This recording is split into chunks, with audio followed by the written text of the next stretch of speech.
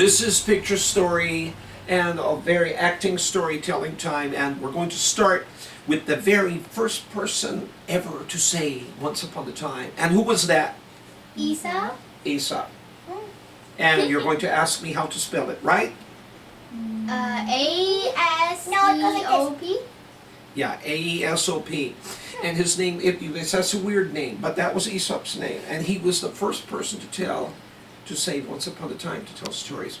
And here's one of his stories. There's a farmer boy, and he's going around, and he's doing his farmer's chores. He has slopped the pig, he has fed the chickens, he has done all the things, and now he's done his last job, which is to put hay in the manger of the ox. The ox has been out in the field pulling the plow, and then now the ox is going to be coming home looking forward to a good dinner, okay? And the dog, now I know the cat is not happy about us telling the story about the dog, but anyway, this dog is tagging and wagging along. He doesn't really help much, you know, but he's just wagging along.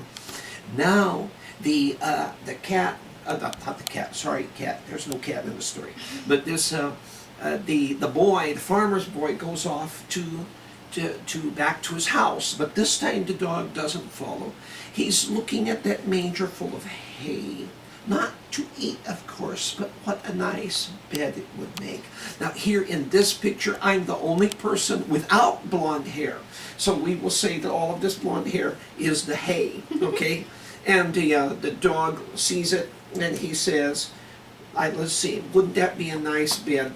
So yeah, instead of eating it like the ox would, oh, he curls around, and then he flops down on it, and then the ox comes in, and the ox is thinking about dinner. And suddenly he comes to his manger full of hay, and he says, he looks at it, and he's kind of surprised to see the dog lying there. And he says, "What kind of manners is this? Would I lie down in his food? Of course not." But anyway, he says, "I'll eat around the edges first." So he tries to take a bite at the edge. And the dog gets up and starts barking. "Bark, bark, bark, go away, can't you see I'm sleeping?" "I can indeed," said the cow. "I can also see where you are sleeping."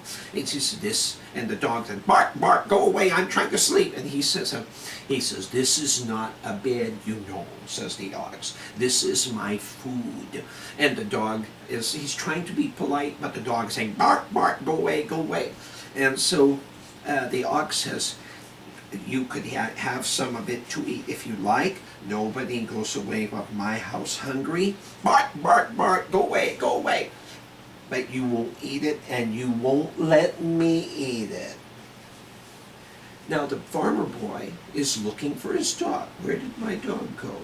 He comes back from the house. Yeah, telling a story about a dog. I know it's highly objectionable. Okay.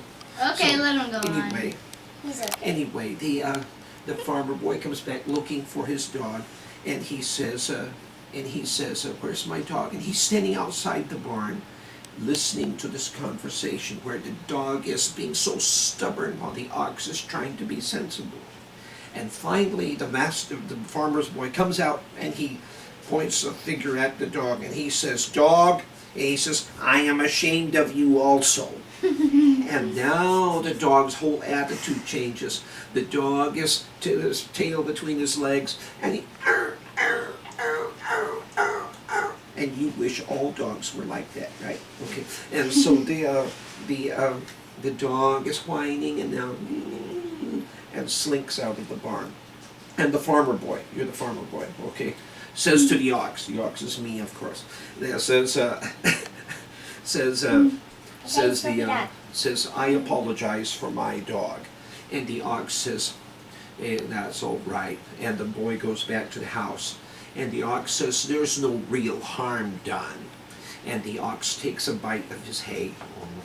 And he says, except, he says, "It's a little warm in the middle." The lesson of the story is, some people try to prevent other people from enjoying what they cannot enjoy themselves. Okay. Now, Bye-bye. we told you the story. The cat gave up in disgust over having a story with a dog in it. Now, can you hit the pause button, the red button in back to stop?